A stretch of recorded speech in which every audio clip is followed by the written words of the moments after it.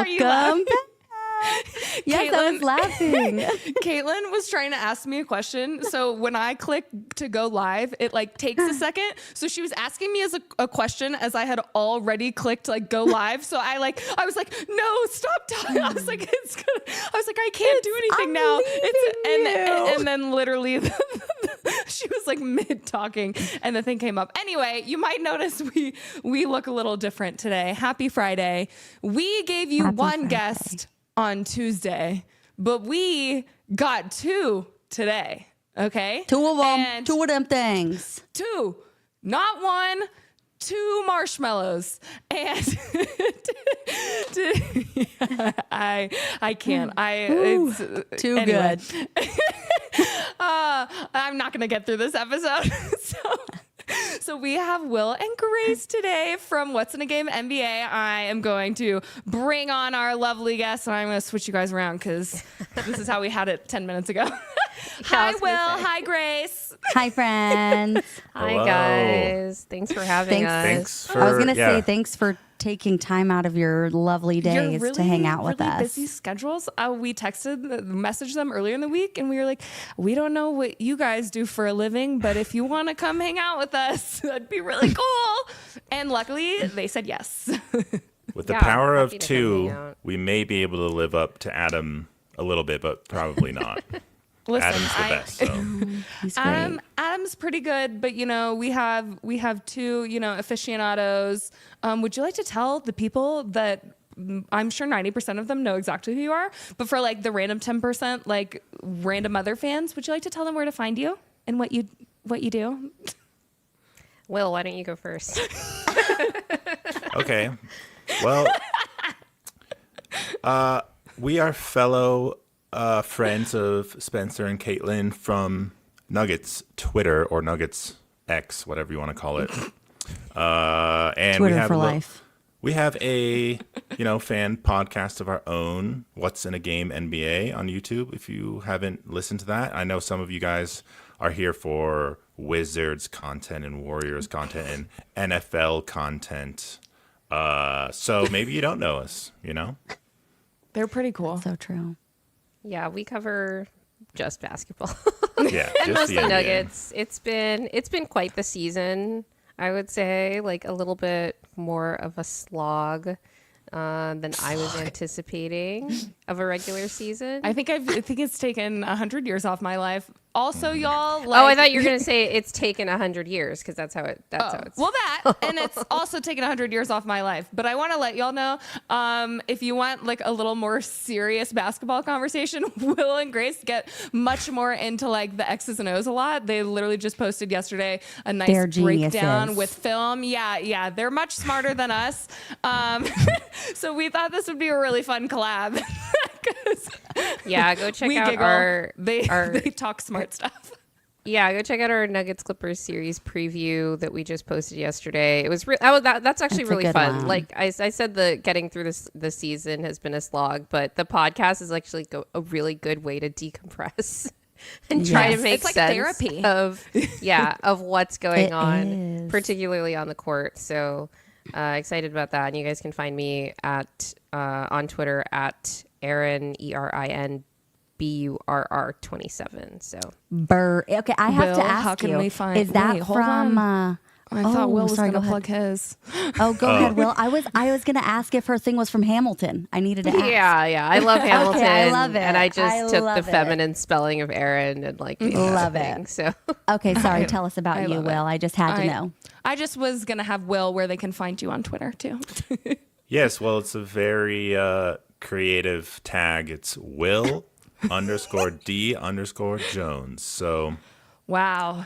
It's not a Hamilton reference, but at least It it is a points to name. me. the people know who you are. It is a name. Yep. Yeah, the people know who you People guys think are. my name is Erin, so I did at first. Can get confusing. I definitely did. I said something to Caitlin. I think I did too. Like I at the messaged very Caitlin first. once, and then Caitlin was like, her name is Grace. I was like, but it says Erin. And she was like, yeah, it's a Hamilton reference. I was like, yeah, you're not.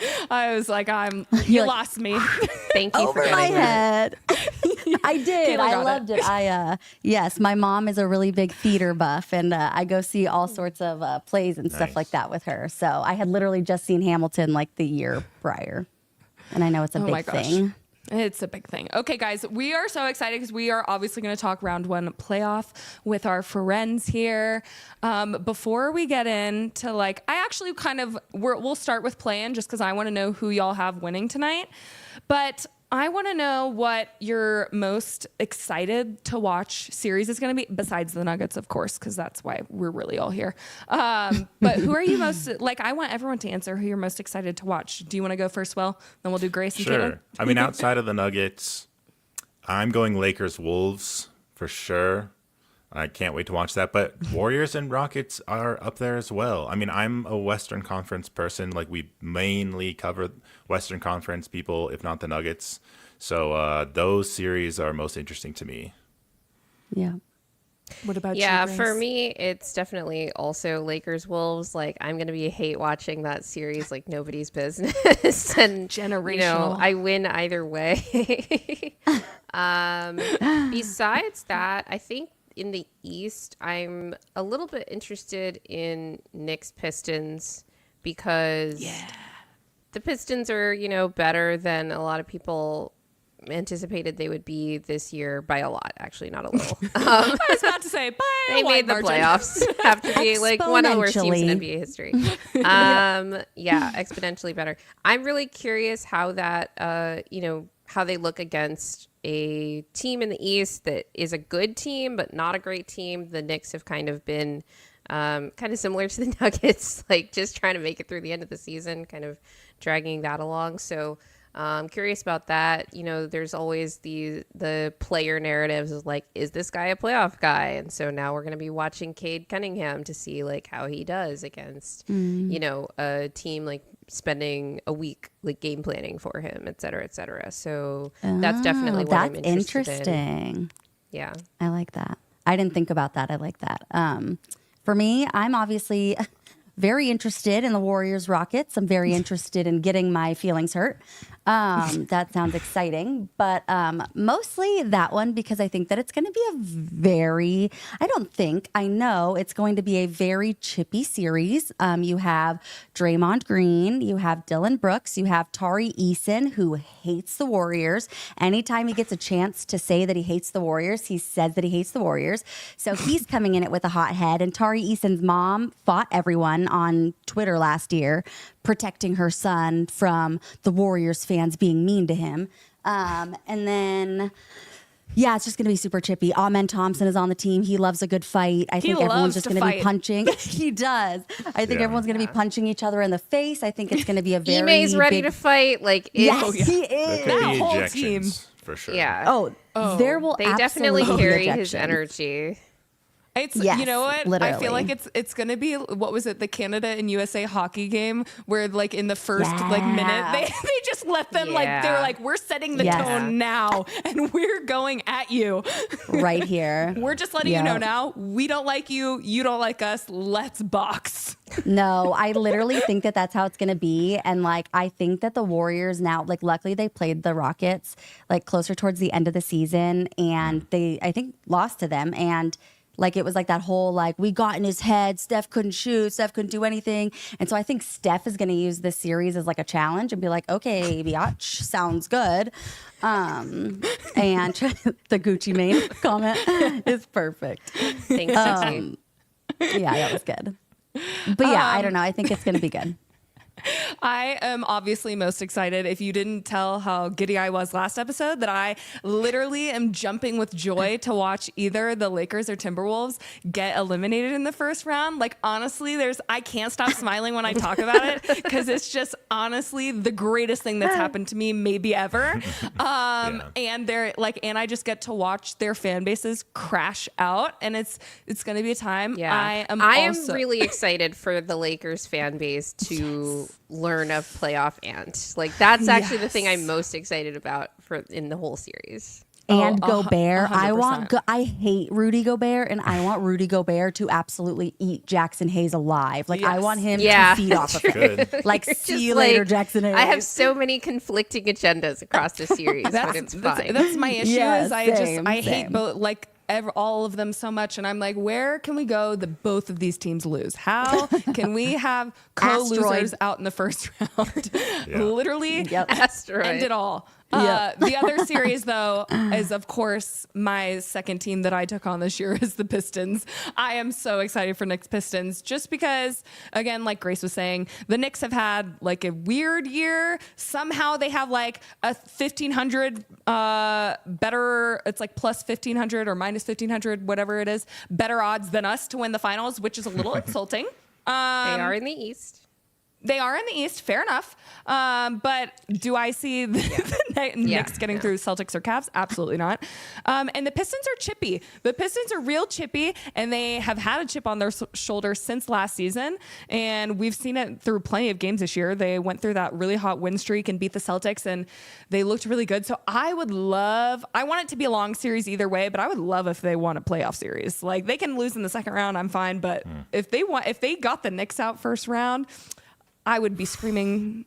I think that like the thing that I was thinking about with the Knicks and Pistons series that is a disadvantage for the Knicks is that the Pistons will run them in circles and they play such high minutes. Like if they play more than like 5 or 6 games and the Knicks end up like winning it, they're going to be so sleepy for the next series. Like they're going to be exhausted because The 45 literally minute- the Pistons, yes, 45 minutes of just like sprinting in circles and like super physical defense every single possession. And it's a lot for guys like the Knicks who play 42 minutes a game. That's what I crazy. feel like happened to them during the Pacers series. That compounded Me with too. injuries, and they were just like completely just gone by the end of that series. So, Yes. yeah. The Knicks also, like, even when they're way better than a team, they always let it come down to like the last minute. So they give us a lot of clutch games. And so Yes. that's another reason that series could be really exciting, is that it could be more tense than I think a lot of people, or like closer than a lot of people think it will be. I didn't realize until I agree. watched that episode yesterday with Tim Legler, because he ended up voting for Jokic for Clutch Player of the Year. And he was talking about how so many people were going to vote for Jalen Brunson because he had like 2 buzzer beaters, but he actually has been shooting 30% from the field in clutch time. Oh my god. So if it gets close, it'll definitely be interesting. And yeah, I mean, like, why are you as a coach running your starters like 45 minutes a game? All the way up until playoffs. Like you have Mikal Bridges complaining. So Oh, man. I'm tired, coach. I'm tired of this, Grandpa. So I think Well, if that's they get too out, damn bad. That's them. Nice I reference. think if they get out on the first round by the pissed, did you get it? Caitlin's been dealing with a fly gnat issue. It's like the tiniest little thing, and it's the same damn one. And I've Are literally you sure tried it's the for same one? weeks. Yes, There's because 2. every time he's always like, "Hey, girl," like it's just the same one every time. I can tell. I can feel it. But I think Thibs, whatever you want to call him, Thibodeau, is it Thibodeau? I don't know. Thibodeau, Pistons and 6. I think he's the first to go. We're one of the first coaches to go if they're out in the first I round. agree. Like 100%. I mean, there were like 3 coaches that were the first to go before the season even ended. So yeah, that's fair. He's First the to go next for a first to go. playoff loss. Yeah. That too. Oh my gosh, like the Kings literally like going up to their GM right after their loss, and they were like, "Hey man, They're like, pack your shit. bye. You They're can like, leave." we've been waiting for this. Yeah, thank You can God we go. lost. 10 minutes later, you're fired. Let's move on. I want to know, Will and Grace, well, and you too, Caitlin, I guess, but I talk to you a lot. What your picks are for tonight's play-in games, because we're gonna find out who OKC is gonna get first round, and the Cavs. It's gonna be exciting. Yeah, I can take this one first. In the East, we've got Heat, Hawks, and I honestly have no idea. My thing with both of these is in both the East and the West, you've got a 10 seed playing. And so far, a 10 seed has not made the playoffs, like since the play-in has become a thing. And the Hawks are one of those teams that just like they've been a thing that the Heat like can't deal with. They did lose a play-in game to the Hawks a few years ago that led to their run as an 8 seed through the best teams in the Eastern Conference in 2023. So I don't know, but I'm just going to pick Hawks because there's a reason that the Heat are the 10 seed. Similarly with Grizzlies, Mavs, this one's a bit tougher for me because I think if the Grizzlies weren't so like defeated as a team by the end of the season, like where they ended up compared to, you know, what their expectations were. And now they're in a position where if they win this game, the team loses a lottery protected pick. Ja's injured. I don't even know if he's going to play tonight. It's like all of these different factors that actually give the Mavs a chance for me. But I feel like Bane and Edie are going to have something to say to respond from last game because I think Bane was awesome in the game versus the Warriors, and Edie was like good for a rookie, but like not good. He was like, not that great. He could just be better in this Mavs matchup, and I never trust Anthony Davis versus real centers, so this one's more 50-50 for me. I'm gonna give it to the Mavs though because I think that the Grizzlies, like, they're going to get punched in the mouth and just be like, okay, it's over. Like, we get it. Yeah. We're done. I'm actually tired. I'll sit this one out. Yeah. I'm going to pack my bags. Cancun on All 3. right, Will. Literally, Will, I'm curious. Yeah, I'll just jump off that, and I'll probably say... I was going to say Mavs, but since you said Mavs, I guess I'll just go Grizzlies because... I mean, For the Mavs... We kind of wrote off the Mavs... Obviously, their franchise is the most down franchise you could think of, probably. But, I mean, even when that trade happened... The Kings are rivaling them right now. They said, hold fair. my beer. I still think The losing Kings Luka didn't is have like Luka. Yeah, the Kings the didn't. biggest Yeah, but they could have had Luka. They drafted Marvin Bagley instead. They have a Touche. clearer direction, I think, than the Mavs, where it's like, it's tank time. It's just sell and start tanking. The Mavs still have Nico Harrison saying defense wins championships, and they're like the last in defense or whatever the hell. But I know it's like injuries, no Luka, the huge change.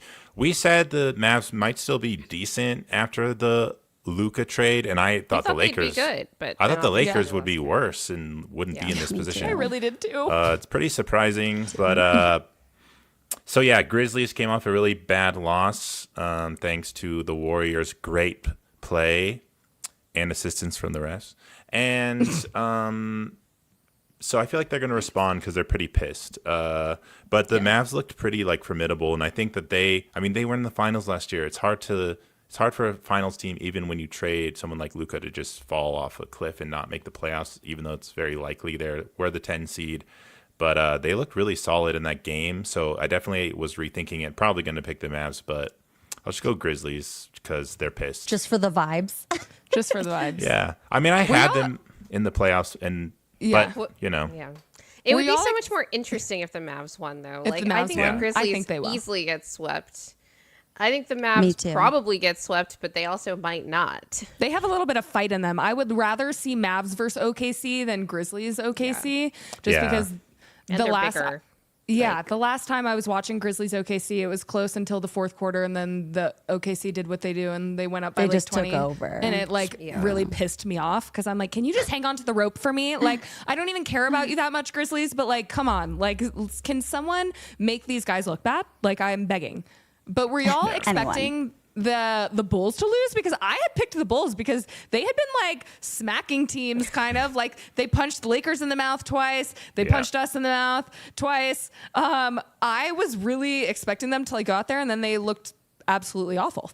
Every time they hit defense, this was them. We They were just froze. literally recording our podcast, like, and the tail end of it was like as that game was like starting, and by like we were done at halftime, and I was like, oh, the Heat are up 30 at half. Oops. And we picked. We were making our picks, and we kind of picked the Bulls to be the ones to make it to the playoffs. We Make actually the had 8 seed. Kings and Bulls as the placeholders, Yeah. and they both lost. That's that funny. day, so, That's funny. You guys jinxed them. yeah.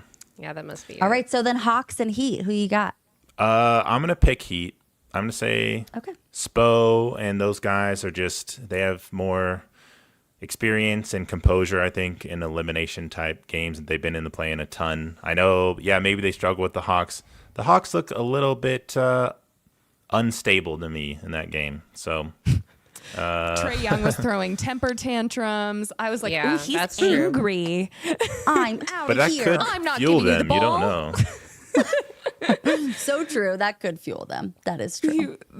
I literally felt like I was watching like a 8-year-old that was like, it's time to go home now. And he's like, oh, I'm not going. He's also like the smallest guy on the court, so Yep. that doesn't help.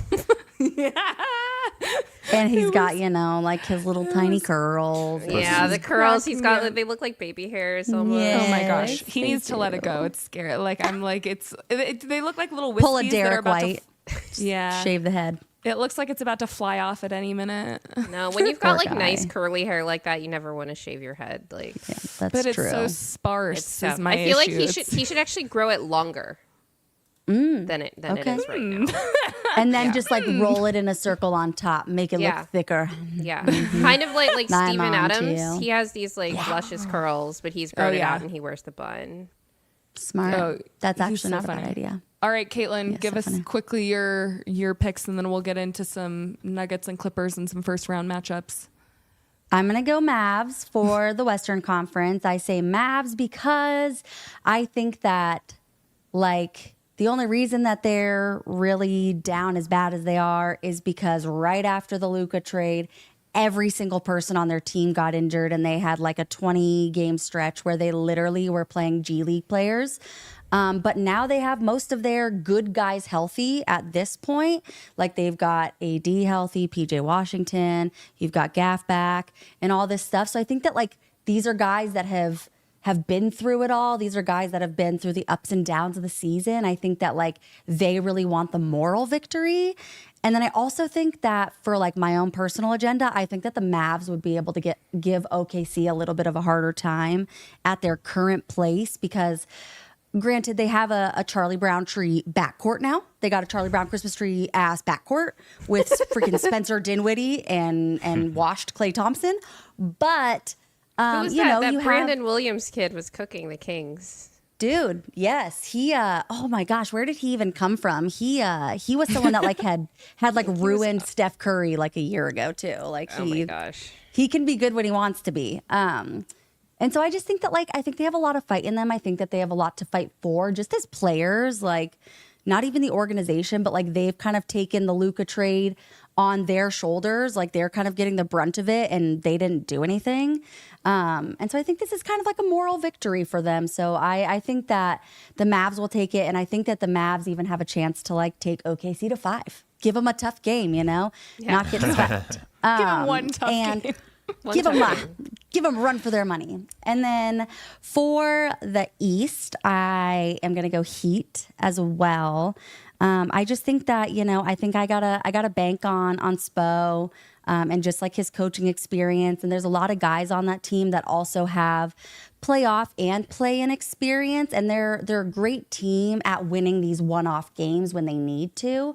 I think that they'll get eaten alive by the Cavs, but I just think that they would have a better chance than the Hawks would as well. Like I think that the Hawks would get like the Hawks cut- have just cut into randomly given the pieces. Cavs like real issues. They this have. season, though. They've Like, but they, like I they feel like struggle the with Hawks, wingy teams, but I feel like the Hawks have been like so streaky in the sense that like they've got like really great players, and there are some games, like some random ass games where like they put it together and I'm like, who is this team?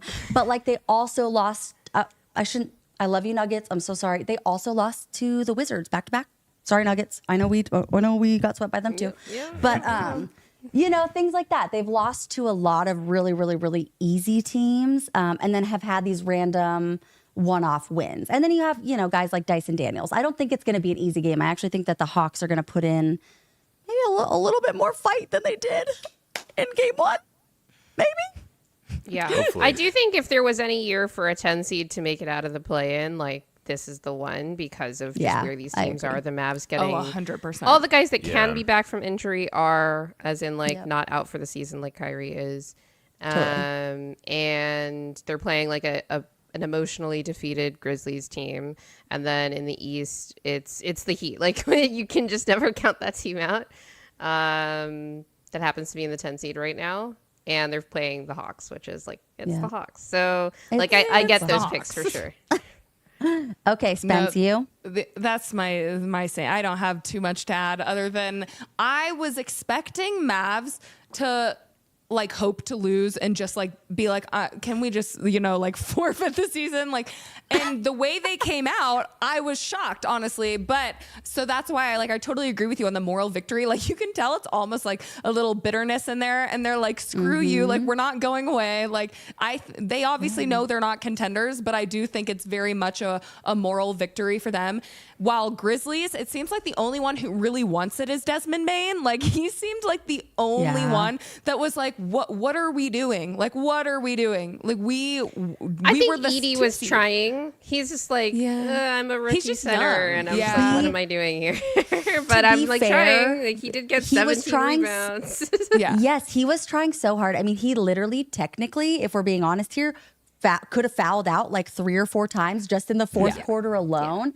But and that's I'm like, trying. Exactly. That's what I'm saying is like, that's, but like, that's him being like, I'm in there. Like, I don't care that I have 5 fouls. Like, I want this. And I respect that. And I appreciate that. Yeah, and then same with, I say Heat just because of their like Spo. Obviously, I'm never gonna count. He's like such an insane coach, which is why he's been there forever. And watching, Trae Young clearly doesn't know how to keep himself composed a little bit. Like it almost reminded me of when Jamal Murray threw the Heat pack. It's like, dude, like you have to remind yourself like that if you doing that and like getting yourself worked up is just gonna lead to you making stupid mistakes. Because that's just how it works, or ejected. So that's like my thing. I think Heat has a little more composure, and they almost have a little bit of the moral victory to me because of like everything that went down with Jimmy and him leaving and him kind of like, it almost felt like he was just saying F you to the team on the way out. And so I think they have a little bit of that like bitterness too, that they're like, we can win without him. So I think they're F that guy. Jimmy Beans. We don't need him anyway. Look at the play-in being a moral victory opportunity for these teams. Honestly, it's so sad too because like I just think like all these play-in teams are just going to get absolutely smashed in the first round. Yeah, but like it's like good for you. them. You won your one game. I know. I was honestly whatever. praying that Warriors would have gone to the 8 seed because I think it would have been so hilarious to be like, congrats, OKC. You were the 1 seed and amazing all season. And your first round is Steph Curry. Like that. I know. I thought I about would that have been too. pissed.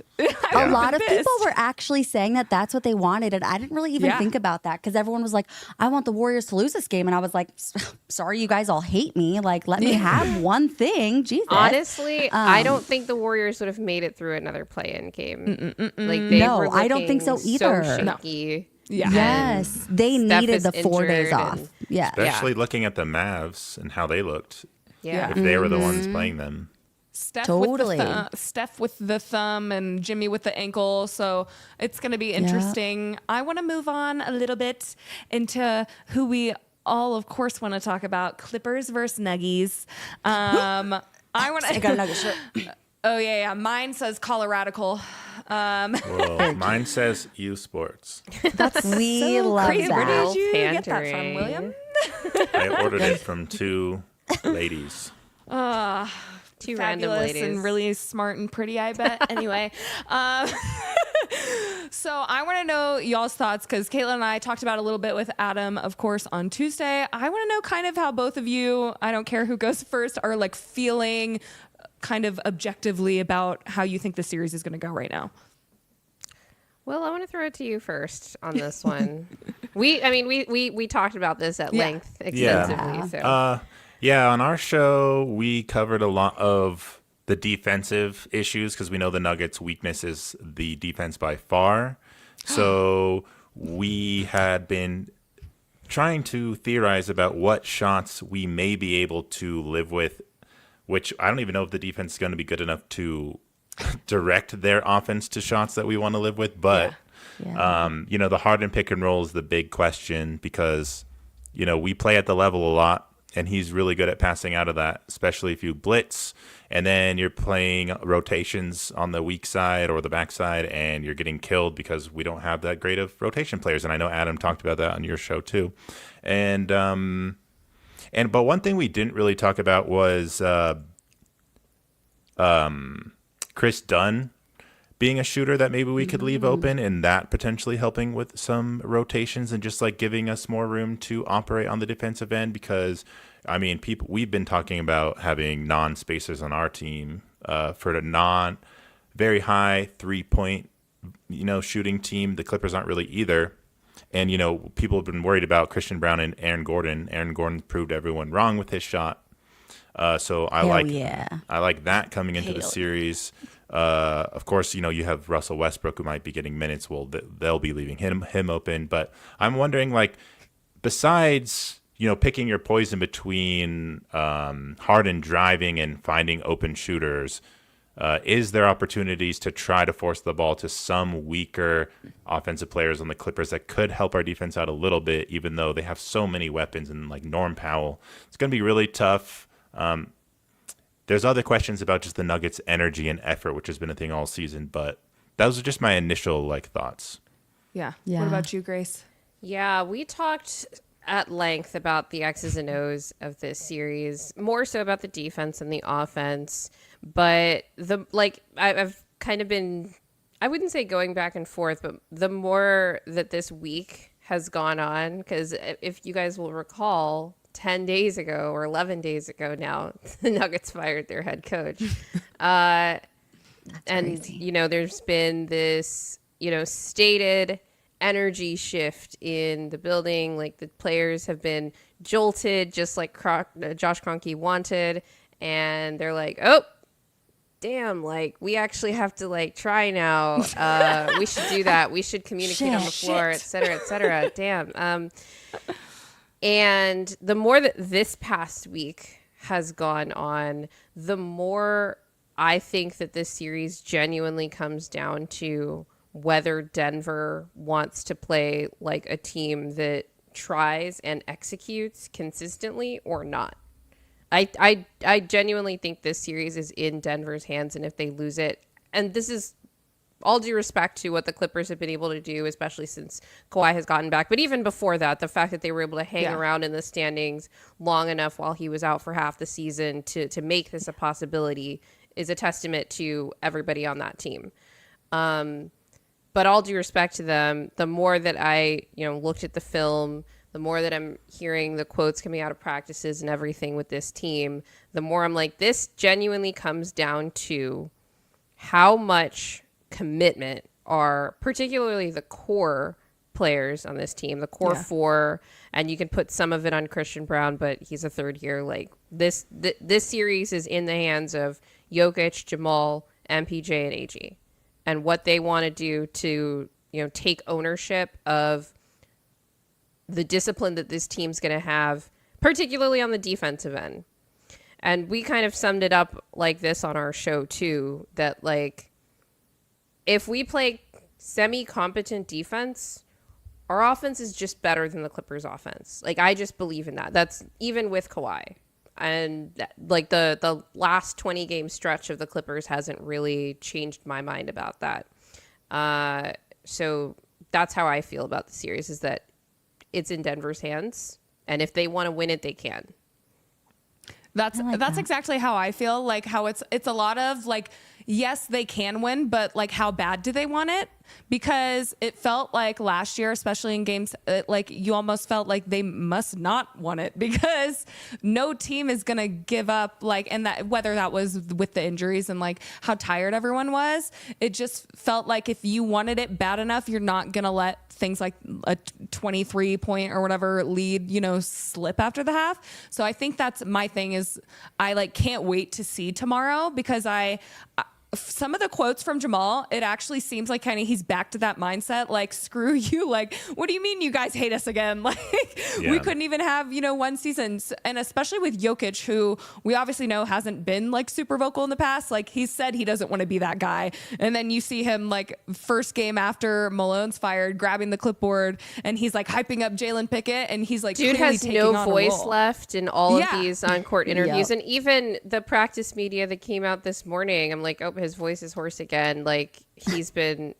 yelling a lot, shouting a lot, communicating a lot. Yeah, been like kind of like suddenly even more invested. Like, I think Jokic, of course, people that don't watch the Nuggets don't think he cares. I think he cares more than most people think, obviously, but I think he's even like upped it a level since they fired Malone. Like, I think he realized almost like this team can do it because like I've now realized if we can just turn it on. So I think he's like really using this time now to like get into guys' heads and hype them up to try and instill some confidence, especially like in people like Peyton Watson. So I guess my other question is, besides like our starters, obviously, and like we know Russ is going to get minutes, who would you like to see, even if you don't think they're going to get minutes, who would you like to see get some minutes in this matchup? Peyton Watson. Yes, of course. It's going to be Peyton Watson. I think Russ is probably also going to play a lot in this series because I just don't know. Like, I don't think Zeke Naji is going to play in this series. I'm going to say that right now. I don't think Julian Strother is going to play in this series, regardless of anything that anyone else is going to say. Did Zeke play at all in the last 3 games of No, he's been a DNP. Okay, he played garbage time at the Rockets game. No, I just like he did get minutes, but it was after the game was over. It didn't matter. Julian has been playing. I don't think he's going to be in the playoff rotation for this particular series just because of how this team mismatch hunts. Oh, yeah. If we make it to round 2, I could actually see him playing in an OKC series. But Peyton Watson and Russell Westbrook, frankly, but especially Peyton Watson, on the film, they stand out as being very capable of having outsized defensive impacts in this series. The Clippers, like you said, they're not a high volume 3-point shooting team. They're also like not the best, like rim finishing team either. And I think having just like somebody who's willing to contest those shots can, force more misses than perhaps expected. They're kind of like a mediocre finishing team. And that could also contribute to, like Will alluded to, sort of us being able to control their shot diet. If this is the series, I actually, despite the a lot of people think this is a bad matchup for the Nuggets because they've been such a bad like pick and roll defense all year, just process wise, results, everything, all the threes that we give up. But because of the way that the Clippers play, if there is a team that we can dictate their shot diet, the Clippers are that team. Because even like we could just play drop. If we're making the right decisions on defense on a consistent basis, like the personnel almost doesn't matter. We can dictate this team shot diet. If you can't do it against the Clippers, you weren't going to be able to do it against any team because they run a more predictable offense than I think, a less dynamic offense, I should say, than a lot of the other teams in the West playoff field. To the point where it's like, look, this comes down to the decisions that are made about like what the coverages are, et cetera, consistent communication. But if everybody's on the same page and they're doing the right things, they can control what the Clippers offense looks like. And if they can do that, they can win this series. And I think Peyton Watson and Russell Westbrook can both contribute to that, but especially Peyton, because of just like his length, and he can bother guys into shooting the shots that the coaches like don't want them to be consistently taking, but we know that this Clippers team likes taking, which are middies. Yeah. And and that's actually what I was going to say is like, I feel like a really important part of this series is just like going to be playing, like, kind of like you said, just making good decisions on the defensive end. I think that's like been one of our biggest downfalls is like, rotating. When we're playing, when we're playing like different zone defenses, when we're rotating, whatever it may be, like no one ever knows where they are. Like, I swear, like there's dudes just like looking in circles and they're like, oh shit, that was my guy. Like I was supposed, like it just happened so many times and it let teams get so many good open shots. And I just feel like I like the one thing that I really want to see out of the Nuggets, or even just like out of Adelman's coaching, is like I want to see how he adjusts their defense and how he kind of coaches their defense. I feel like if they just like had time to practice like a really good defensive scheme and like have everyone put it in their head and learn it, like, you know, let's practice it over and over again. We all know where we're rotating. We all know, you know, who's on who. Like, I feel like that's just like our biggest downfall is that, like, you know, like we were saying, like I trust MPJ and ISO. I trust him one-on-one way more than I trust him in any sort of zone defense, because I feel like when it comes to zone defense, he's the dude standing around like, oh, I was supposed to close out on that guy. I always say he's playing tag because he's always running behind his guy. He's chasing people. His off ball is really rough. But it's so bad. rough that I get why you'd pick him in isolation over that. But, you know, the ISO is not amazing either. It's not amazing, no. But I totally agree with you and glad you brought that up. And, you know, I agree with P.W. and Russ will get some defensive reps on James Harden, too. He has the, like, history with him, the little rivalry. He likes pestering him. Hopefully Russell Westbrook plays a little within himself on both ends, doesn't get too emotional and, like, hyped up with this matchup. But P.W. for sure. Will, though. Yeah, he will. He will. CT, who's a friend of the show, commented. He said we might be playing some zone. You brought up zone 2. And just like the idea of having different schemes. And, you know, we do have a way we just play defense all the time. And it's because Jokic isn't a stereotypical rim protector. So he's at the level a lot. But that always allows a free roller. And then someone's got to tag him. And it's mixed results. So and after the Wolves series last year and losing that offseason, we were talking so much about how the Nuggets can become less predictable and less stale. Teams just know exactly what we do on the defensive end, especially. They know what we do on offense, but you can't stop that even though you know it's coming. And with this, it's just I really do want to see with Adelman. And if you do play P-Watt more, what kind of different things could we do on defense? Because I know we think the Nuggets kind of are one note defensively, and they just have to execute better with that. But I'm interested to see what different looks they actually give Harden and the Clippers in general and what might work. I am a little worried that we will lose early games in the series, and then we'll have to kind of give P-Watt the opportunity to learn and be in those situations to know what to do.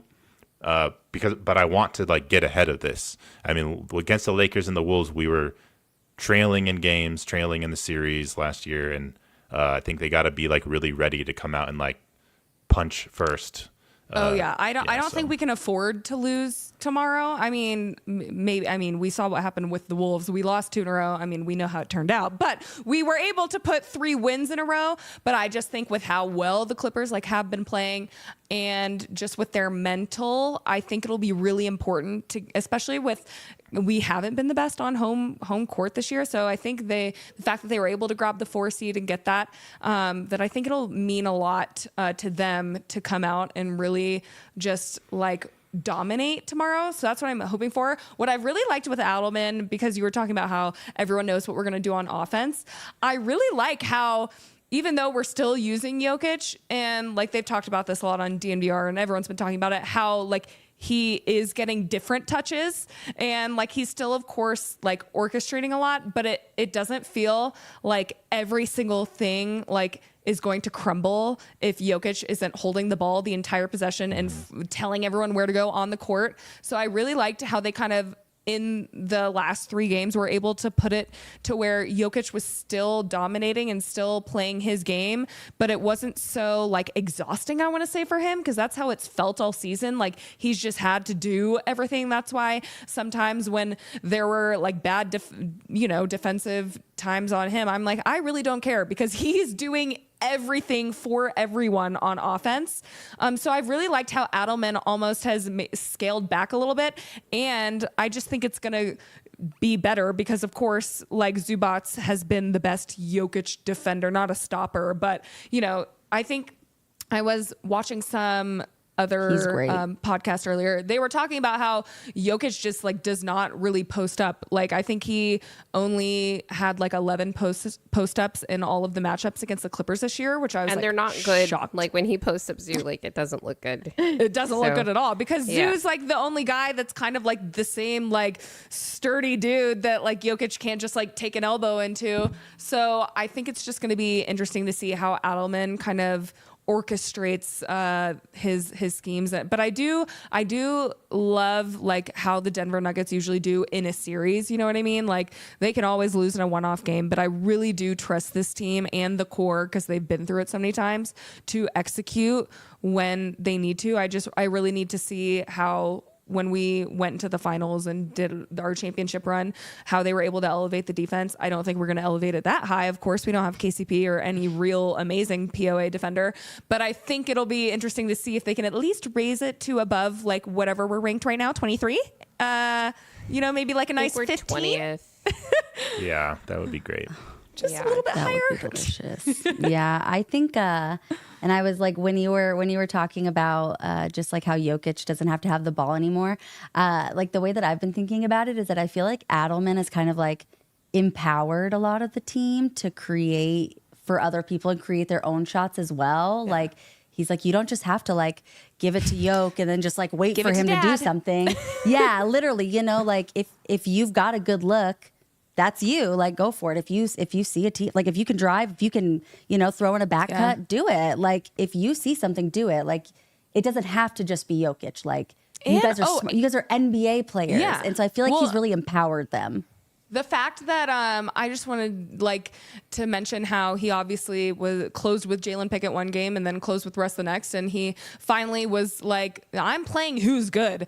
I think that gives the younger players a little like boost because instead of just knowing like it doesn't matter what I do, like Malone's gonna pull me out anyway in the fourth and play Russ or whatnot, now like you're fighting for it. So if you're not closing, that's your fault. Like that's literally your fault. You're not playing good enough. MPJ, so sorry. You're playing shit defense. You're not closing. Like, I'm pulling you. And you have to make those tough decisions as a coach. I mean, MPJ has definitely not closed a lot in the past also. Yeah. Malone used to pull him. But yeah. Malone was fine with MPJ.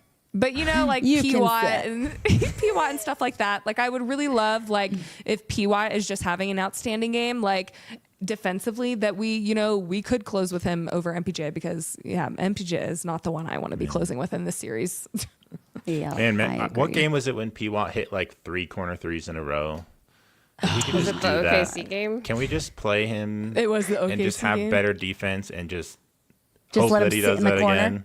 I know that he's like not that great on offense, but it's time to show up. And like one of the things, and I think this is one of the reasons that the Peyton lineups, like if you just like swap out Peyton for MPJ, they're not necessarily better defensively. They're substantially worse on the board. So I think that's a reason why. Yeah, Mike's good at grabbing them. Mike's been even like there was a game, I think in this last stretch, he just couldn't hit anything. It might have been the Pacers 1 for 10 from 3, actually. Probably, because was that sure the 1 writing for 10 that one down. He had 12 rebounds in that game, and I'm like, okay, at least like he's still like staying engaged and active on the glass, so that's something. One of the things I think Adelman has been doing is taking a calculated risk. Because, as you say, he has been sort of empowering other guys to do a little bit more with the ball in their hands, like in a way that I've been wanting them to do and get better at as the season's gone on, particularly Christian and Peyton. Julian he has confidence like brimming out of his ears. So he doesn't. There is a shot he met that he didn't like. Yeah. But there were games like. The Kings game got kind of, dicey toward the end and whatever. The Grizzlies game was the one I'm really looking at where I just noticed it a lot more, how much more ownership other guys were taking of some of these possessions. And the offense wasn't more efficient. Like there was a reason we were trailing the Grizzlies at half. And it actually, like the defense wasn't actually that bad in throughout that game. And it really wasn't until the second half when Jokic started taking over more and then they started running 2-man game down the stretch that we were able to like pull away and like consistently get like good shots Put the and game make away, them at the end of the game. But the calculated risk is like, we're going to have a less efficient offense. But if Jokic isn't having to do everything every possession, he'll have more energy on the defensive end, potentially, and be able to give more there. The other risk that comes with that are some of the transition pull-up threes that Peyton Watson has been taking over the last few games. That I'm Why just does like, he think those are good shots? well, Because I mean, he this is what can't happens finish in when transition at the rim. When you empower players, like this is what happens, right? start He's getting like, trigger oh, happy. AG does this all the time, and we used to pull out our hair over those shots too before he started making them. Yeah. So, you know, that's the kind of shot that I'm like, I don't care if it's Malone. Like, I would have benched him after those, Yeah. but No. he didn't. He Sure. didn't get benched, and so clearly the message is like, shooters shoot, non-shooters shoot, everybody shoots. Everybody shoots. Everybody shoots. We're all shooting. And you know that's the risk, right? You end up Yeah. in a situation where it's like the Pacers, where it's like everybody feels empowered to do everything all the time, and look. Like they have a good offense, and it's fine. Power of and friendship. everybody always feels involved. But sometimes, my question about that is, are they going to be able to pull it back a little bit in the playoffs and like rein guys in? Because that's another really important difference in the dynamic when you're entering a playoff series. There are shots that the defense wants you to take, and sometimes you have to take them anyway, and you should.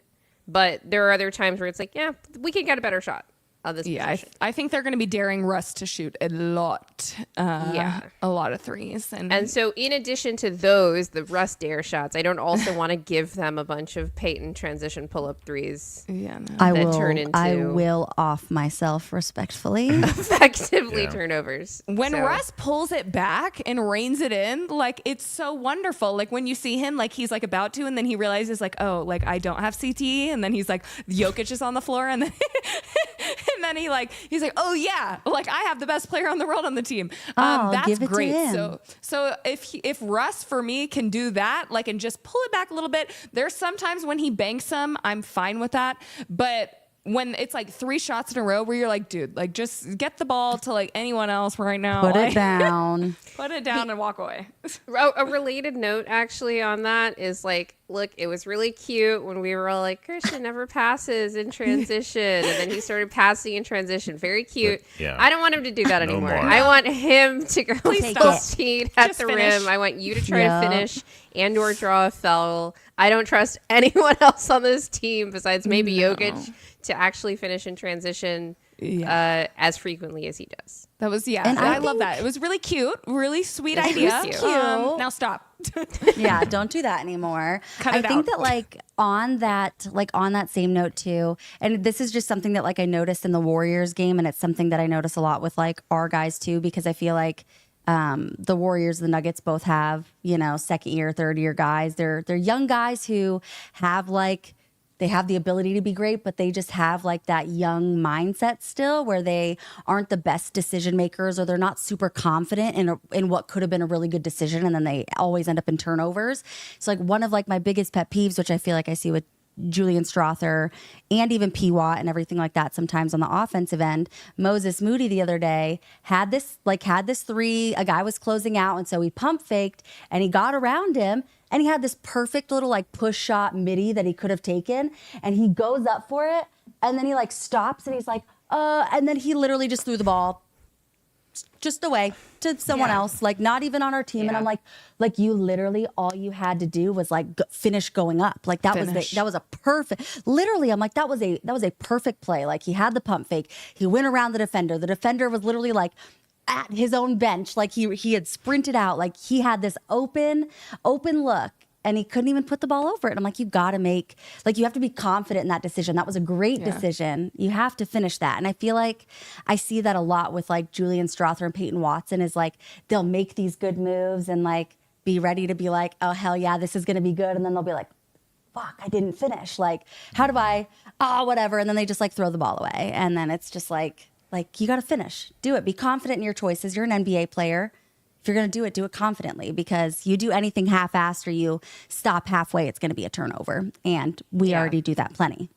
Yeah, unfortunately. We've been really bad about turning the ball over since the All-Star break. We were kind of a middle-of-the-pack team, which is like, you don't love it because you'd like to be better about that. But yeah, we do pass the ball a lot as a team, so you kind of live with it. But since the All-Star break, we were like a bottom 5 team in turnovers and points off turnovers, which has definitely been contributing to the slide. So it's just like, could we just like cut out some of the easy things like turnovers or cut them down a little bit? Just like all these little margins. And it's like you could look like a substantially better team than you did all for these the little last month of the adjustments. season. Yeah. Yep, Yeah. I agree. Okay, I want to move on a little bit, as exciting it is to talk about the Nuggets and worry about their defense. I want to hear some of y'all's thoughts on the Lakers and Wolves series, because I don't know if everyone feels the same. So we'll round table. I want to know who y'all have picked to come out this one, if you've picked a winner. So, Will, do you want to go first? We did pick. I picked the Lakers.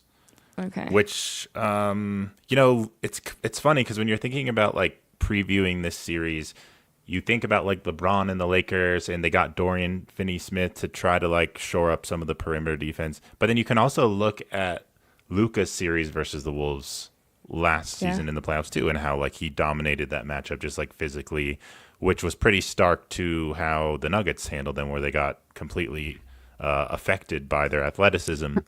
And you think about like the size of the Wolves with Rudy Gobert and Nas, and even Ant is big. But then the Lakers have some size too, even though I think Rui's not going to hold it very well on defense, even though he's a bigger, strong body. LeBron and Luka are big. And they just have so much offensive talent. And I think the Wolves' offense is easier to limit in terms of like Ant's playmaking, and Mike Conley is aging, not doing as well. If he's doing better and can, get the ball moving and play make, that's going to help the Wolves have a better chance. But right now, I just feel like the Lakers have the edge, and I'm just picking them. I feel like they're just more competent. I like how JJ's coaching, and I am here for a Wolves exit in the first round for sure. Same. I'm all for the Wolves losing round one. As much as Nuggets fans hate the Lakers, I had to pick the Lakers. I picked the Lakers to win the series, but I don't want them to win, unlike Will. I hate the Lakers more than I hate the Wolves. Agreed. But I did pick the Lakers in this series. I think that Luka's going to have a great series because Minnesota showed that they didn't have anybody on that team that could guard him. And in particular, my personal gripe with the way that like Chris Finch and co decided to, try to guard Luka throughout that series is they were a lot more they were so concerned with him that everybody else it was just lob dunk. It was just lob city for 5 games. And in game 5, that was one of those games where it's like, even if the Wolves had been up in that series, Luka wins in that game because he was just on fire. Like, that's why they went up huge in the first half.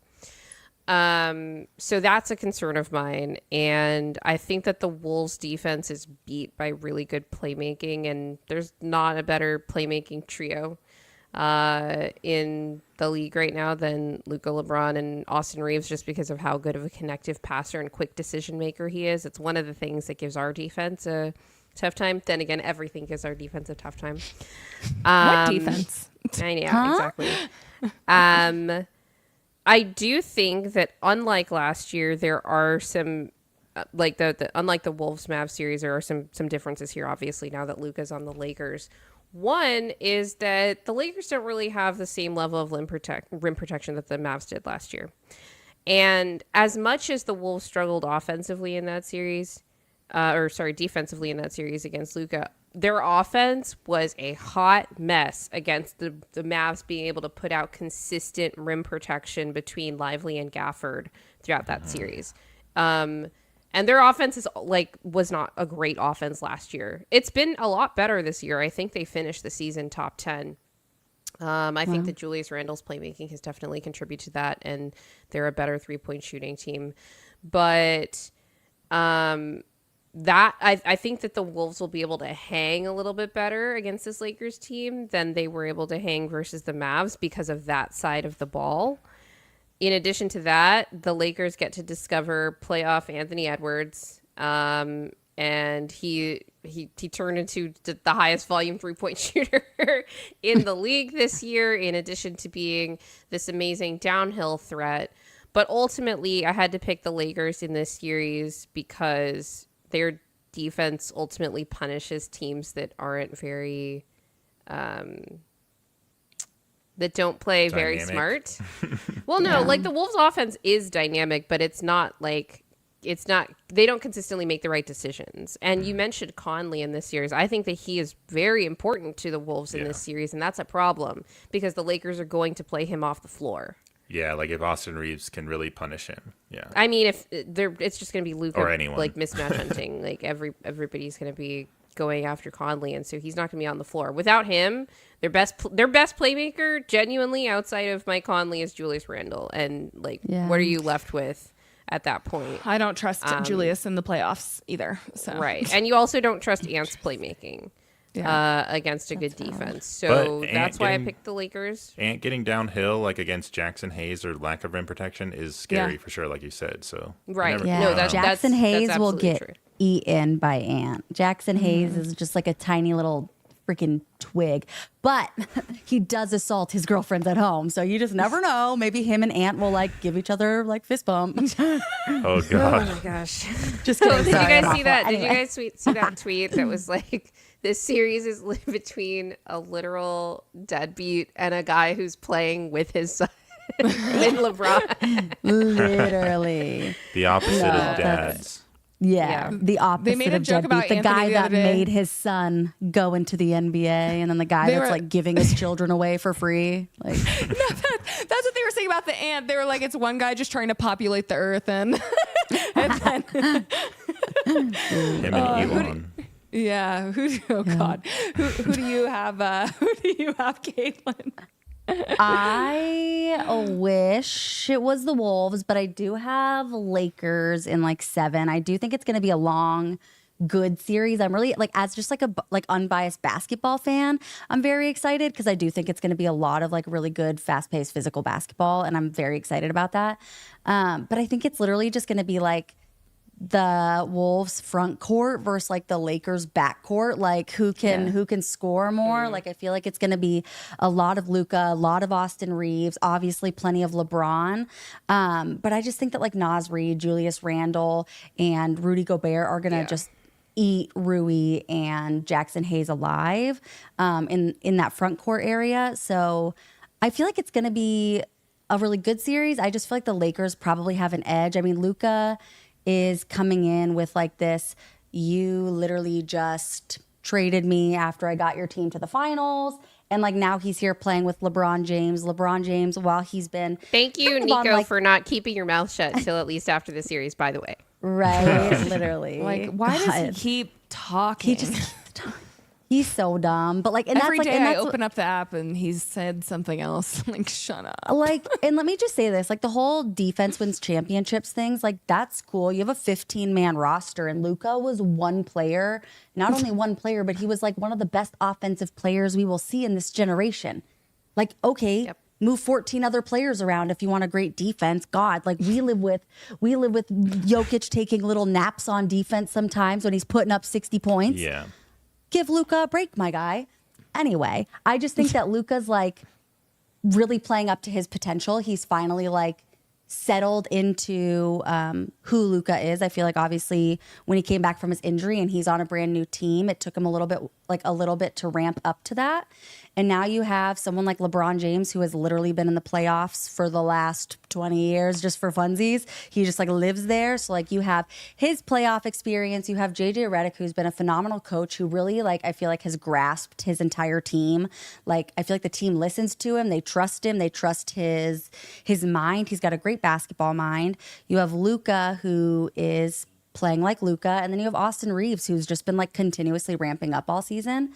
And so I feel offensively, the Lakers just have a little bit of an edge on the Timberwolves, and I think that I feel like that's going to be it. I feel like it is going to be a long series, though, and hopefully a close series. And I hope everyone's tired and sick. I do think that the Lakers have and will probably have a bit of an attrition problem that drags the series out. Like, there are going to be nights where they just don't have it, and they're going to Totally. Jared Vanderbilt's not going to be playable in this series. I'm just going to say that right now. He's going to be played off the floor pretty quickly. I hate him. Yeah. And that's going to leave them with 6 playable rotation players, maybe 6.5 if you think Jordan Goodwin's going to be playable in this series. I don't. So the Wolves role players might just go off. That's another thing where I'm I wouldn't be surprised if the Wolves won this series because they have those Naz random Reid nights. and Jaden McDaniels and all these guys are Dante probably DiVincenzo. Is he? they have healthy? such an athleticism advantage when you pluck out Mike Conley and then compare these two rosters, and it's one of these teams is way bigger and way more athletic, and then the other team has the smarts and the skill. So it's definitely going to be interesting from that perspective, but I think that athleticism advantage is going to help the Wolves get a couple of games, which is why I don't think that this is going to be a 4 or 5 game series. LeBron's going to shut Naz Reid down. That's all I'm going to say. Okay. I also hate Lakers more than I hate the Wolves, which says a lot because I hold a lot of hatred in my heart for both teams. She does. She's got a bucket for each on one ventricle. Yeah, 100%. But I have Lakers simply just as you were saying, Grace, they have that trio, and I just don't think that. I think it'll be a long series because, again, I think there are random nights where the Wolves role players can go off. They're not going to do that consistently. And Austin Reeves and Luka and LeBron can be pretty damn consistent. So I obviously trust them more so. But I do think, everyone just has the Lakers. And I'm I want to give the Wolves a little credit because, again, I do think Ant is going to be able to get downhill. And I don't really see them having anyone for him. And especially if they're able to, switch him onto Luka. He's going to eat Luka, for breakfast, lunch, and dinner. Maybe. But I just think it's going to be a good one. I'm praying that it's 7 games. And they're all double OT, and that everyone's really, really tired once they get to the second round. And we just get one of them out first round, the next one out in second round, and then we can sleep peacefully at night. Yes. It'll be beautiful. It's great. Oh, it'll be so good. Okay, I do also, we have been talking for an hour, so maybe we do one more. I really wanted to get to Warriors and Rockets, because that's another one. Well, it's just another one that I'm really intrigued by because, I honestly don't know who to pick. My gut tells me Warriors first, just because we talked about this on Tuesday. I really do give hold experience to a higher level, but then you have the young and hungry guys that have been underestimated and have fought their way and played really well, and you have your Dylan Brooks and your Amen Thompson, who I think is just incredible. So it's you don't really know how well they're going to do them in playoffs, of course, because they are so young. But I don't know. It's so hard for me. So I don't know if you've picked your favorites yet, y'all. But what about you, Will? We'll give Caitlin a second to gather her thoughts. I did pick the Warriors. Okay. Will. Yeah. The Warriors, notoriously my most hated team. Oh, really? Yeah. They are. Them. He hates them. Yeah. Wait, hate the over Warriors. Because everyone? of Klay Thompson. No, why it's because Steph. of Steph and Clay and Draymond and Kevin Durant being a super team. I was obsessed with them when I was in high school. Me I was too. Kevin Durant is the GOAT. I used to go around in high school telling everyone that I've hated LeBron since I was young. So anyone that thinks that it's just because I'm a Nuggets fan or whatever, no, I have carried this hatred since I was 14, 13. Unfortunately, I've followed LeBron his whole career, so I'm a LeBron fan. So when the super team me with Steph. gathered together to take out LeBron, I was so pissed. Anyway, but I'm picking the Warriors because another thing that I hate more than super teams are young, up-and-coming teams. And I hate the Thunder. They're my number one team that I hate now. You hated the pre-super team Warriors as well, then? I didn't really even think about the Warriors. They came out of I mean, like 2015. Didn't even think about him. they came They out of also nowhere. beat LeBron. I was Steph rooting for Curry. LeBron, but I thought, hey, good for them. They're like no one really thought they were gonna win. Steph is finally this healthy team and playing definitely well. they gonna weren't hurt us for a competition to decade. Denver then. So Yeah, they were in competition to Denver. Yeah, so I was Okay. like, whatever. Yeah, fair. But now it's like teams that are like Wemby and the Spurs. They're bad, but they could be good later. The Thunder, the Rockets. I don't really believe in the Rockets as much. They don't look as formidable as these other teams. But Yeah. I just like young teams to be humbled in the playoffs. I think like you have to go through that. I have just to. think it's like a rite of passage. And I think the Warriors like veteran skill with Jimmy Butler and they've just seen so many reps and so many scenarios. They played in the playoffs so long and they played in the finals so many times. I just feel like they're gonna beat the Rockets in this series. Yeah. But the Rockets are very tough. Like they're not like these soft rookies like the Thunder are. Totally. They're Um, not gonna so- lay They're down. all hard. Yeah. Yeah, the Thunder. That's are a soft. great choice, Will. Love that. You're welcome. All right, Grace. Don't hurt my feelings. yeah, no. I picked Warriors too. So calm down. But similar to the Mavs Lakers, sorry, not Mavs Lakers. Oh gosh, what's going on right now? The Lakers Wolves. Similar to that series, I think one team has a substantial athleticism gap. One of the things with this series is the Warriors will have to play Jonathan Kuminga and figure out how to play with Jonathan Kuminga because I they agree. need his He scores athleticism versus in this the series. Rockets. They need his size and his 1000%. They athleticism need it. against this wing. Because they're at a team. substantial athleticism deficit against Yeah. probably like top three most athletic team, maybe top two in the entire league, versus the Warriors being maybe the least athletic team that made the playoffs. Yeah. Totally. But like Steph is really the key to this series. He basically always kills the Rockets until that last game, but I think they're going to figure that out. Steph has a tendency to kind of bounce back. He was looking incredibly spry in the game where they played us, and I think the Rockets game was after that, and I was like, dude, what the hell?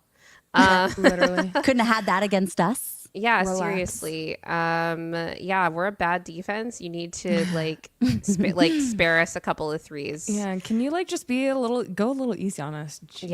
Yeah. Literally. But I like how Will talks about it as a rite of passage. Like you are getting hazed, and the procedure is you get to play a series against Steph Curry, who is just still the greatest shooter alive, even today. Tell 'em. And I think that they're going to need to play Kuminga. I think Jimmy Butler needs to have a big series as well. But ultimately the reason I picked the Warriors is because I don't believe in the Rockets. I think their offense is just too bad. They are, I believe, bottom 10 in effective field goal percentage. They're 23rd. Like they rely entirely on offensive rebounding, which they are incredibly good at. And we saw in that play-in game, as good of a defensive rebounding team the Warriors are, when they are facing like a really big team that does like focus on that, they can struggle, to clear that glass. But I think if they're able to do that, like it could be a short series if they're able to do that, just because the Rockets offense is just that bad. Outside of that, I think it should be, competitive enough, but this is not really a series that I'm particularly looking forward to watching because it's like I've seen a lot of Rockets games this season. I think I'm good on that. Yeah. No one shows up I'm to their games if you good. haven't noticed. Like That's their another stand- thing I is find like that they're crazy. they're not bottom of the playoff field, but near the bottom Yeah. in terms of total attendance this season. And I really expected them to be lower because I feel like their arena is always empty when Always I watch those empty, games. but they're and it's really it's really seed. disgrace. Like they're the 2 seed. I think that the people should be showing up for them. Like this team was great at one point when Harden was there. So I'm really curious to see what the crowds are like. You might end up Me with too. audiences of Warriors fans, which would be pretty lame. Yeah. For a And team that's that what will earned- happen. and that's like, all for a moved team there. that earned home court for the first time in however. Well, there's also just Warriors fans everywhere. Yeah. Yeah. Steph fans. Yeah, they did all move there though from California during the pandemic, didn't they? So That's another factor that I didn't even consider until this very moment, is that every game could feel like a home game for the Warriors. But they haven't been very good at home this season anyway, so it might not matter. That is so true. Yeah. So, but I will pick the Warriors mainly because just the Rockets' offense is not good enough. So if the Warriors have any like remaining spark left in them, they should be able to win this series. But if they don't win it, I'll be kind of like, all right, there was nothing here. Yeah. if you told me like Warriors in 5, like I would be like, yeah, it makes sense. Like I wouldn't be shocked. Yeah, I like don't I really think it'll know. be. Yeah. What do you think's gonna happen, Caitlin? Do you think Steve Kerr's really like stubborn? I was gonna say. So do you think he's like? I agree with Grace. I had this on my notes earlier. Like they have to play Kuminga. Do you think he at least will play him? Because I was listening to another pod and they were like, I feel like they're just like done with him, so they don't know if they're gonna play him. I'm not really sure. Like as much as I'm like in on everything Warriors, like first of all, I'm picking Warriors in 6. That's my thought. But like I definitely think that they're gonna have to play Kuminga. And I was saying this before too, because before they got Jimmy, they actually had the exact same problem. Like they're saying that the problem is that it's really hard to play Jimmy Butler, Draymond Green, and Jonathan Kuminga all at the same time. The spacing is awful. The defense Against doesn't everybody make with the sense. Nuggets, but you know. That too. But Everybody looks good against us. I'm just saying. Oh, okay. Of course. But they just like have such a hard time, those 3 on the court. And that's actually exactly what happened before Jimmy when we still had Andrew Wiggins. It was Andrew Wiggins, Draymond Green, and Jonathan Kuminga, and they could never play the 3 together. And so I feel like in this series, like you just have to figure it out. You're Steve Kerr. You've literally got 9 rings between playing and coaching. You're a great basketball mind usually.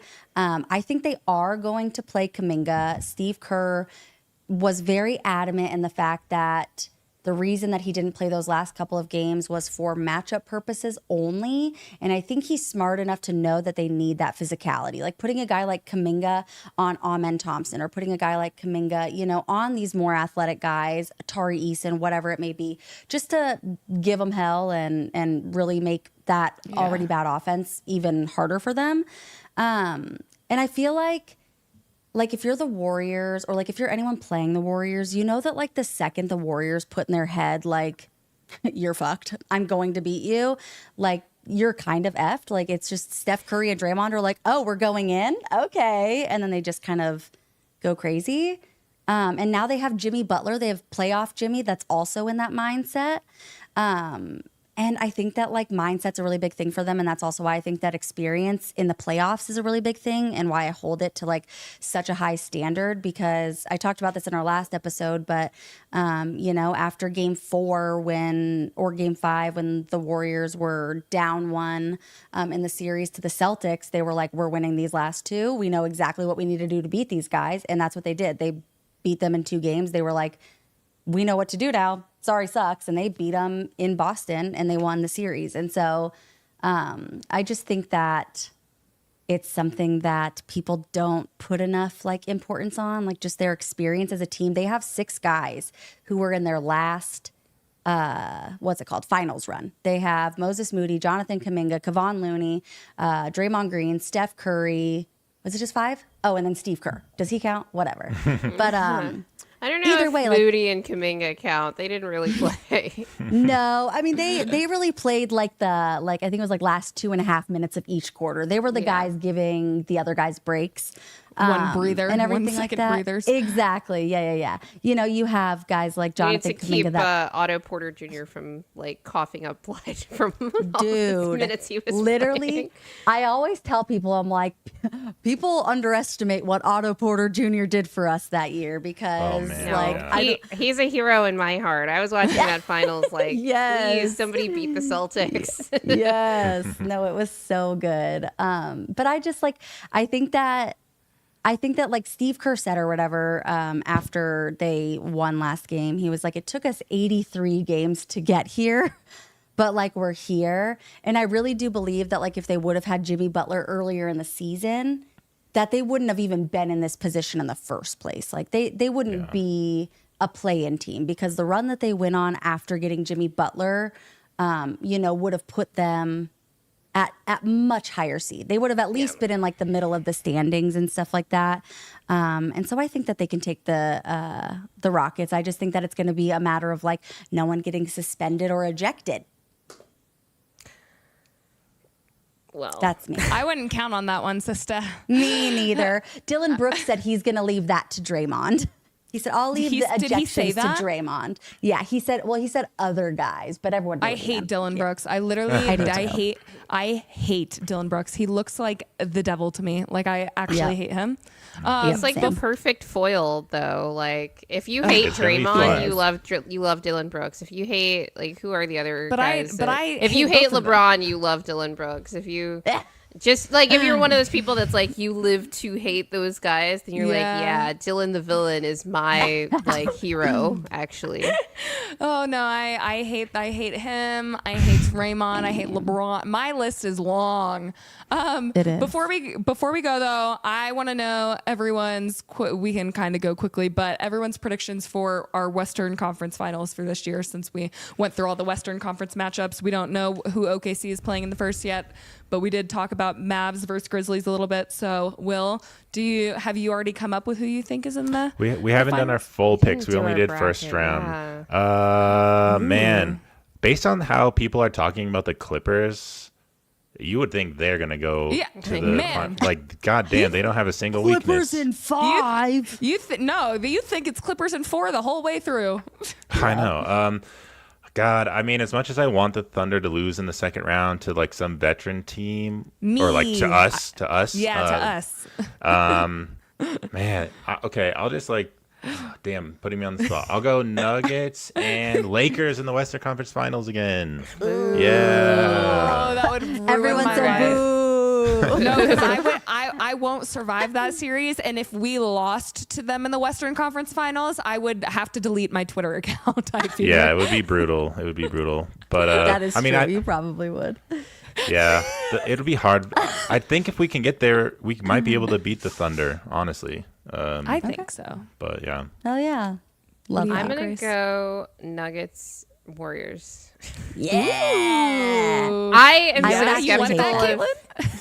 No, I'm I'd kill skeptical myself. of the Warriors' ability to make it past the second round, given just like again the athleticism gap. They looked like they were literally hanging on by a thread by the end of that play-in game, etc., etc.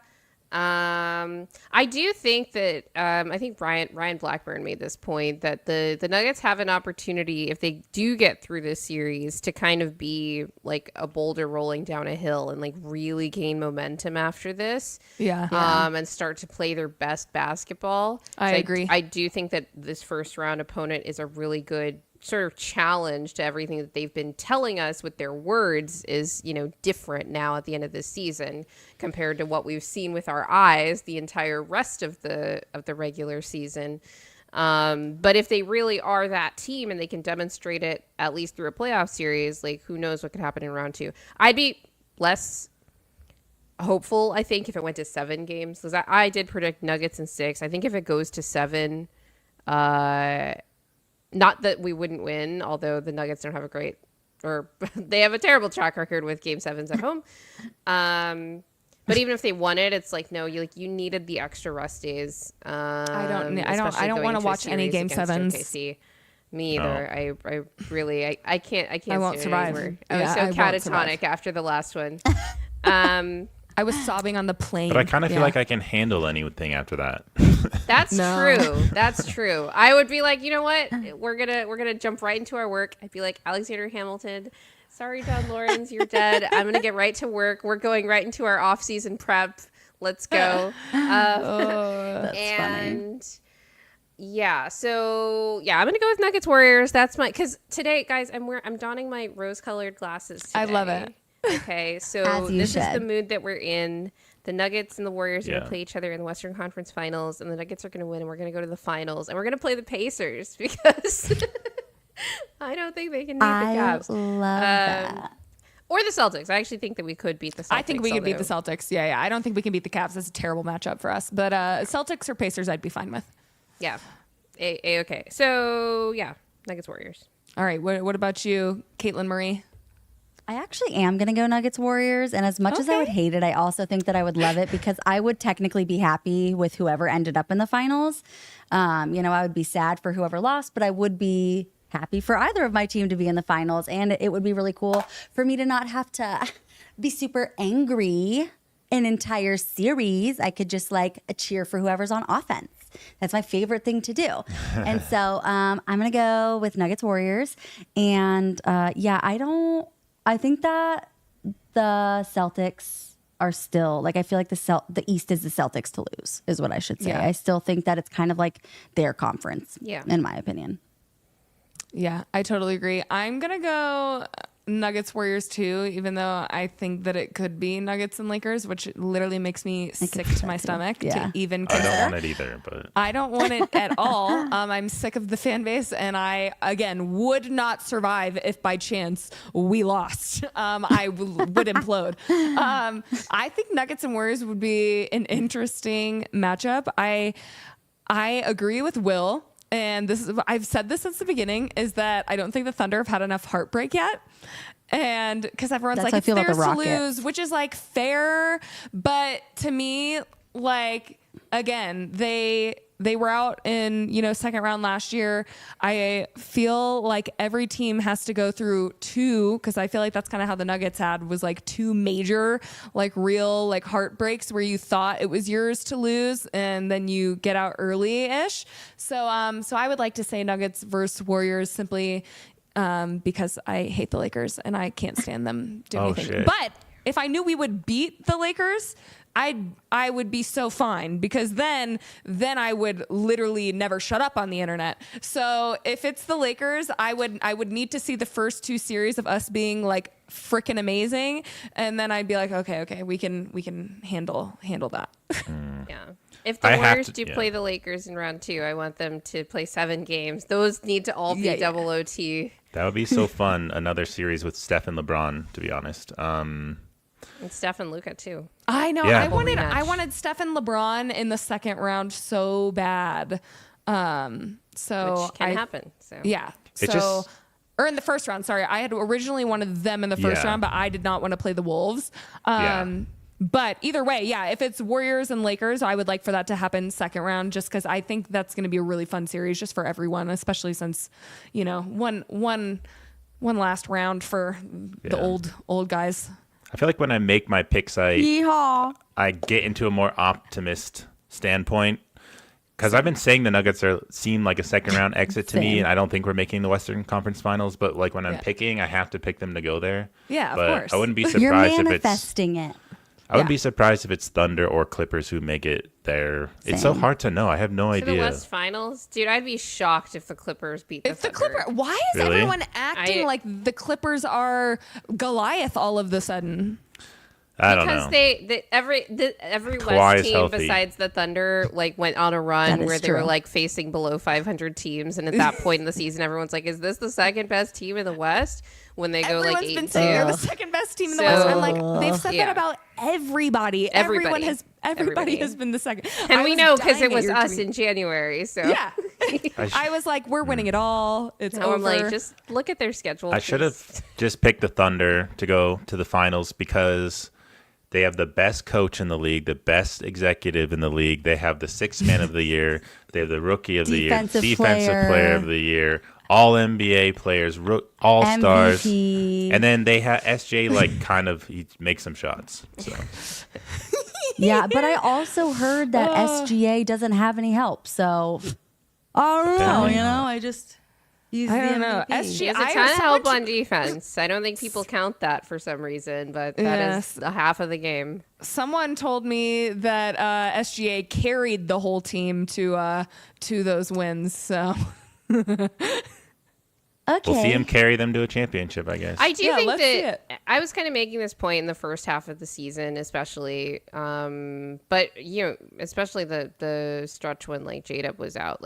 SGA definitely has a really high offensive burden on that team. He really is the only creator. It's one of the reasons that I think they're vulnerable in a playoff series against 100%. against a good defense, which I'm not saying Yeah. that the Nuggets are that because they haven't really demonstrated that yet.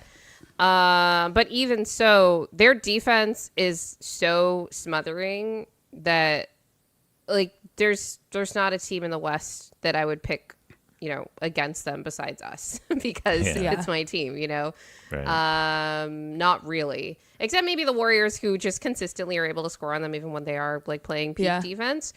But yeah, like I do think that SJ deserves some credit for, being the really only creator on that offense that has gotten better in the second half of the season. Like I don't actually think that the case was that good in the first half because they were more like closer to a middling offense. And now they've kind of crept up to, top 5 as all of their guys have like the best March basketballs of all the March basketball sort of like fake runs at the end of the season, which has definitely helped that. But, Chet coming back has also helped. Their double big look is really good offensively, et cetera, et cetera. But he has a lot of help on defense, like no doubt about it. I feel like the Thunder should take up half of the all defense teams. They really do. I mean, they literally still have like 5 of the top 10 defensive players. It's so annoying. I also think a lot of people don't shoot because Shea doesn't pass the ball. But I'm before we get beaten up by OKC fans. I will take them all day. You know it. OKC fans, Lakers fans, I have time. I always have time. You know what? I have like 3 jobs, but I will make time to go off on any of those fan bases at any time. I'm dead. Oh my goodness. Oh, okay, guys. Well, we've been talking for an hour and a half. I think we did good. I think we did great. I think we should, I guess, wrap it up. This is like half of the time we spent recording our last episode. So What's in the Game 3-hour episodes, if you don't know. So it was going to push you guys over. Yeah. At least 3-hour recording sessions. And then, you guys are like, oh, wow, this is I have so much time to do other things now. So much time for activities. Yeah, so much time for activities. Thank you so much for coming on, guys. Do you want to do one last little plug for people that are maybe tuning in late for your show?